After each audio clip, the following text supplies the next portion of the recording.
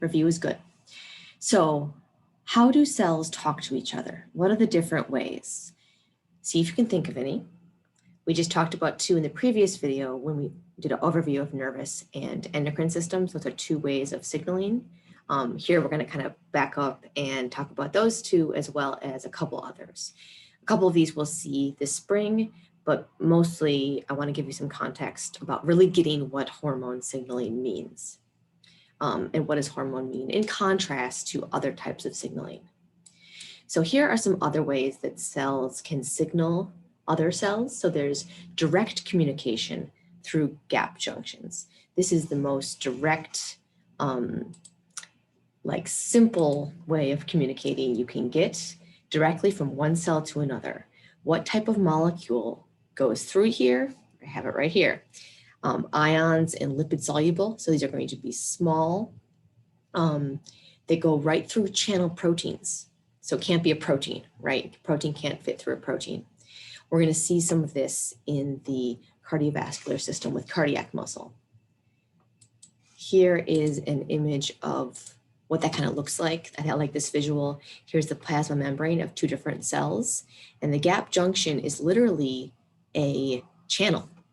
It's a protein that connects the two cells, both physically, but also in terms of what's in them. So that's going to be electrically and chemically connected. Okay, we also could have signaling across a small space. So opposed to pretty much no space, a little space there, to a little bit of space. That's a synapse. So that is across synapses is going to be synaptic communication. Neurotransmitters are the signaling molecule. This is going to rely on an action potential, right, to trigger this. That's the stimulus for this signal to be released from one cell to talk to another. Then we've got a couple of other ones that are a little longer distance. Let's see, let me move myself here. Let's just make myself real small. So these are two that are chemicals released into the extracellular fluid. So the fluid that's outside of the cells. Paracrine and autocrine are very similar. They can be the same chemical messengers as can hormones. But it's about the definition of these types of signaling is based on where the signals are going to. So paracrine is nearby, it's in nearby cells. Autocrine is the same cell. So self-signaling, self-signaling. These two we won't talk about a lot, but I want to contrast them to hormone signaling, which could be one of the same molecules, this little yellow molecule, but if it travels off into the bloodstream, it's therefore a hormone. Also to note, a messenger can be both an autocrine and a paracrine signal at the same time. And probably we don't always know. What does it depend on? Well, mostly in this case, where the receptors are, whether it floats, also how close the other cells are. It's going to depend on the tissue type, whether there are other cells nearby, and then do they have the receptors, because maybe they're the same cell type, depending on the tissue. If it's a white blood cell, there might not be no other white blood cells around, unless there's infection. So it's also context dependent. So cool. Okay, getting off track. So diffusion is what's happening here, though. So these are localized because we're just having diffusion in the extracellular fluid. So distance is limited. If you want to go, so histamine is a good example of that. The localized inflammatory reaction to a substance, right? You've all had a histamine reaction when you get a mosquito bite, for example. If you want something to travel farther, you put it in the tubes that go throughout your whole body, which is your bloodstream. So here, I want to first focus on this one up here. Endocrine. Here's our endocrine gland is going to release hormone. It's not just going to diffuse to nearby cells. It's going to go into the bloodstream and it's going to travel through this tube it's a blood vessel, kind of like water pipes. If you want to, this is a bad example, drug an entire population, you're going to put it in the water supply, not go house to house. Sorry, awful example. So the signal is going to travel to distant cells, whatever has receptor, throughout the entire body. Last one I want to mention here, it's a preview of what's to come, is neuroendocrine. This is getting more complex. It's really cool. So you can have a neuron that releases a hormone.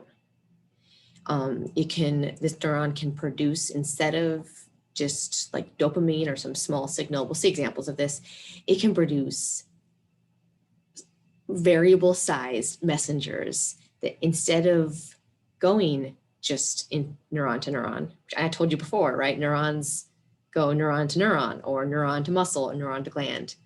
Here is a neuron going into the bloodstream. Well, this isn't called neural signaling, so that's how we can still say neural signaling's very localized. This is neuroendocrine signaling. So we'll see this with the hypothalamus, which produces oxytocin and vasopressin that end up signaling throughout your entire body. So it's a neuron that's producing a hormone. It's a hormone because it's traveling throughout your entire body. Okay. A little bit more about hormones. This is just kind of cool. So discovery of hormones was, back in the day, literally hormones mean things that travel throughout the blood. This was discovered back, this was 1847. Roosters have testes and they look like this. What this researcher did, Berthold, was remove the testes, so castrated the animal, and so no testes, and it ended up looking like this. This was a developmental thing. He castrated earlier in life. But then he found if you put the testes back in, it looks like this. So this was a very simple way of discovering that testes produce hormone. Seems obvious now. What's really cool about like this example here, these testes that he put back in weren't reconnected to any nerves or anything. So that showed they must secrete something that ends up going into the blood. It's not a neural connection. So it's really the first evidence that something's produced by these organs, the testes in this case, that travels throughout the blood. Because you just put it back in the bird, it's going to produce and it's going to hook up to the bloodstream enough to be able to send signals throughout the bloodstream. So hormone literally just means excite or arouse, but it's not always excitatory. So that literal definition isn't super helpful. What defines a hormone is constantly actually being challenged, but it basically is something that travels in the blood. This is also pretty funny. So this was from 1893. You could buy extracts of animal organs. You could buy testicle extract, gray matter extract, and a thyroid gland that we discovered had some effects on things. Not known quite what these things did, but it was known that testicle extract, now we know that's testosterone, that's actually doping, but you could buy it and inject it into yourself. So what we've done here is name and describe. I'm sorry. Actually, I want you to do a learning check here. I want you to name and briefly describe at least 5 ways that cells communicate. So do this in your homework. And what we've done is describe the type of cell communication and the type of chemical messenger involved and the distribution of the effects of each one.